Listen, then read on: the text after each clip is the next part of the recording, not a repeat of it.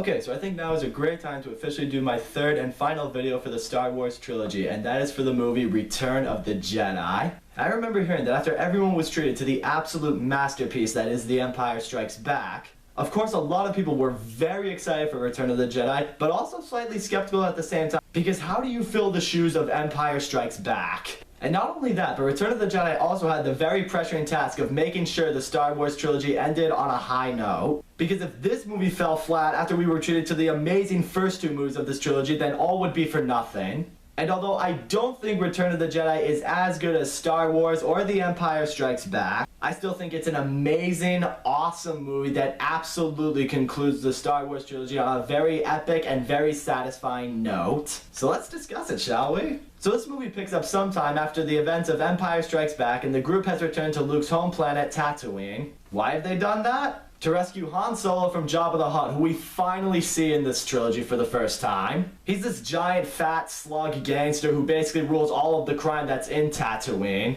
And he's keeping Han still frozen in carbonite in his palace. And unfortunately, 3PO and R2, they are unable to free Han. And then we eventually see Chewbacca get imprisoned in the palace by this new bounty hunter. But as luck would have it, this bounty hunter is in fact Leia. She's able to free Han from the carbonite, who's now temporarily blinded from it. It looks like they're gonna get away, but unfortunately Jabba catches them. He then imprisons Han and makes Leia his new slave. But hey, now we get to see her in this super hot metal bikini for the rest of the portion in this movie. I mean, I see no problems with that. And now Luke finally arrives to help the group.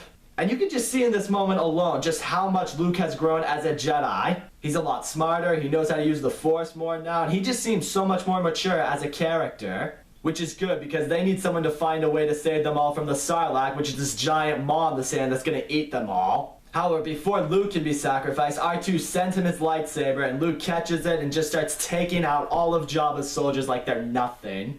This is awesome to see, because now, at last, we see that Luke has become the Jedi he's destined to be. He's just slashing down these guys left and right, and he is a complete badass. Which we hadn't really seen much from Luke in the last two movies. In fact, it gets to the point where the bounty hunter Boba Fett attempts to intervene the fight, where a blinded Han Solo accidentally hits his jetpack, which sends Boba Fett flying into the Sarlacc's mouth. It kind of just happens super abruptly, and it just leaves you like, oh, well, I guess he's dead now. Moving on. So eventually the group takes out Jabba's soldiers, Leia even killing Jabba, and now the group can escape.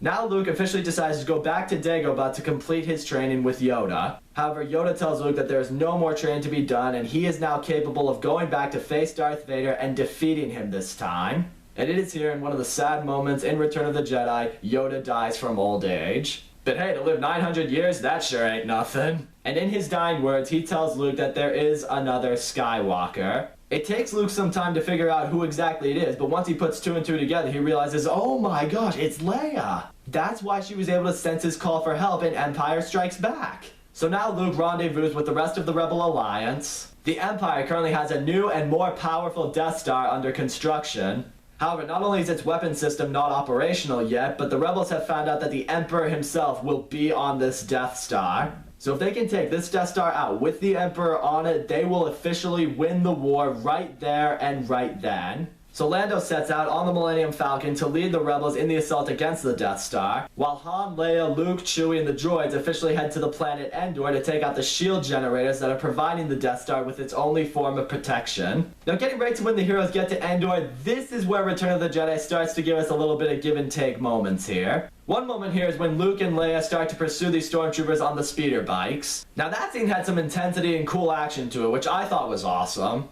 But what comes next, I don't find awesome at all. We are introduced to the Ewoks. Now here's how Star Wars fans generally view the Ewoks. Few like them, most hate them, and some despise them enough that it causes them to bring Return of the Jedi down from a great movie to just a good movie. Now do I hate the Ewoks? Well, yeah, I do.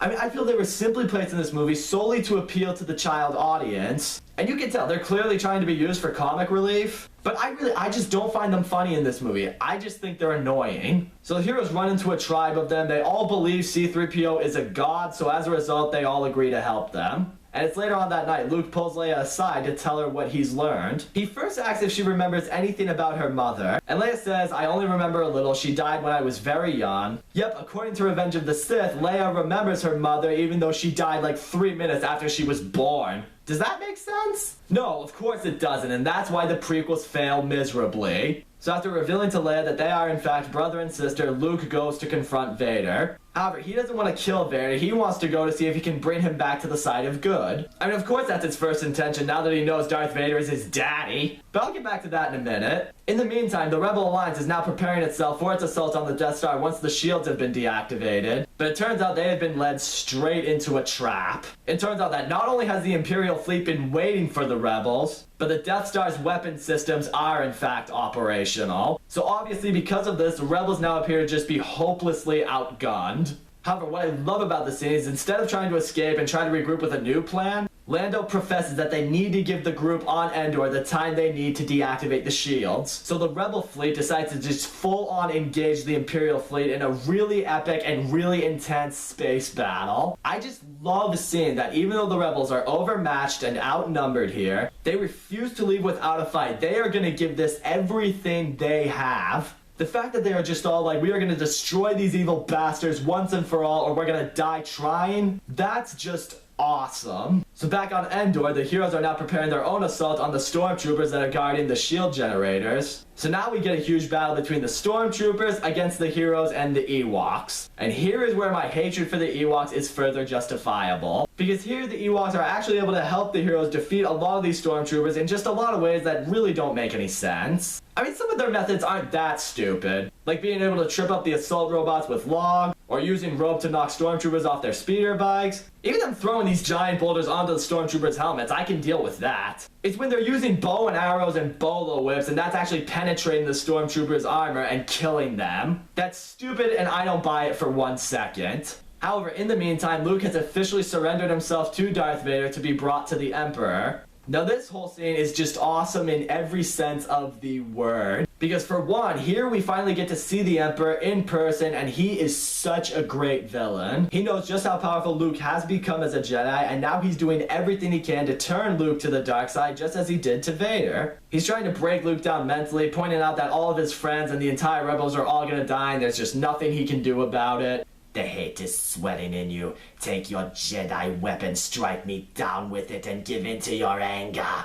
And Luke does almost in fact just cleave the Emperor's head off with his lightsaber. But Darth Vader blocks it with his own, and now we get a rematch between Luke and Darth Vader. And not only is this fight awesome because Luke is obviously much more powerful than he was the last time he faced Darth Vader, but the whole time Luke is just trying to bring Darth Vader back to the good side because he obviously doesn't want to kill him. However, in the middle of this duel, we see Luke hiding in the darkness. He's got half his face in light, half of it in dark. It's totally symbolic, and I think it's great. And it's at this moment Darth Vader is able to figure out that Luke has a twin sister. To which Darth Vader says, "If you will not turn to the dark side, then perhaps she will." And Luke just loses it. He emerges from the shadows all like, "Never!" and he just starts slashing hardcore at Vader. He's completely overwhelming him, and you can tell Vader's thinking, "Oh shit, well, that broke the ice." And it results in Luke cutting off Vader's hand, leaving him disarmed and at Luke's mercy. And this is where the Emperor intervenes. He tries to convince Luke to finish Vader off and take his place at the Emperor's side. And it's here where Luke starts to calm down a bit. He looks at his own robot hand, and then he looks at Vader's robot hand, and he realizes he is becoming just like Darth Vader. With that, Luke retracts his lightsaber, he throws it away, he turns and looks at the Emperor and says, "I'll never turn to the dark side." With that, the Emperor now sees that Luke truly is incorruptible, and he says, "If you will not be turned, then you will be destroyed." And he just starts shooting lightning out of his hands at Luke. So now Luke is pretty much screwed, because how do you beat someone who shoots lightning out of their hands? Short answer is you can't. And he's really frying Luke. He really wants Luke to suffer before he dies. Luke is crying out to Vader to help him. And what's so great about the scene is Vader is looking at Luke, then back at the Emperor, then back at Luke. And you can just tell, without him saying a word, without even seeing the expression on his face, that he is conflicted about what to do here. It just leaves you like, oh, come on, man, do it, do it. And Darth Vader just picks the Emperor up and he hauls his ass into the reactor shaft, which kills him. It's just awesome that despite what Darth Vader has done throughout this trilogy, he still refused to let his son die, and he rose up to do good. Unfortunately though, the Emperor's lightning has short-circuited his breathing system, and now he's going to die from it. So in this moment, Darth Vader asks Luke to remove his helmet and his mask so he can look into Luke with his own eyes for the first and last time. And now we finally get to see Darth Vader for whom he was before he became the Sith Lord, and that is Anakin Skywalker. With his final words, he tells Luke that he was right about there still being good in him, and then he unfortunately dies. It's actually pretty sad when it happens. I just love how this movie was able to take one of the biggest villains in movie history, turn him into a good guy at the end, and make you feel the way you do after he dies. That just helps bring Return of the Jedi up so many points. Moments like this are what helped me get over the Ewoks. So Luke is able to leave the Death Star, the group on Endor is able to deactivate the shields, and then the rebels are able to destroy the Death Star. And with that, the war is finally over. Everyone reunites on Endor, they have a barbecue, and they sing the Yub Yub song, apparently. And also in this moment, Luke sees the spirits of Obi-Wan, Yoda, and this one other guy. It takes you a second to realize who it is, and then you realize, oh, holy shit, that's Anakin Skywalker. His spirit has truly been redeemed, and he has now become one with the Force. And that is where the movie and the Star Wars trilogy ends. So all in all, I love Return of the Jedi. I love the story, I love the action, I love seeing Luke as the badass Jedi he becomes. I love the theme of redemption that's been shown throughout this trilogy, and that's especially shown in this movie. The only big gripe I have with this movie is the stupid Ewoks. If they had taken them out and maybe replaced them with something like Wookiees or whatever, then this movie would have been pretty much flawless like the first two. However, because of all the really awesome moments that this movie does give, especially with the final conflict between Vader, Luke, and the Emperor, I'm able to get over the Ewoks and still consider Return of the Jedi a fantastic movie that concludes this iconic trilogy on a great note, and is a movie I would recommend to everyone. And there it is, guys. I have done a video for each of the movies in the original Star Wars trilogy. Now we're on to the Star Wars prequel trilogy. Yeah, I have a lot to say about those movies, so be on the lookout for those videos soon. But for now, that's all I gotta say. So guys, thank you so much for watching my video. Don't forget to leave a comment, like, subscribe, and I will see you all next time.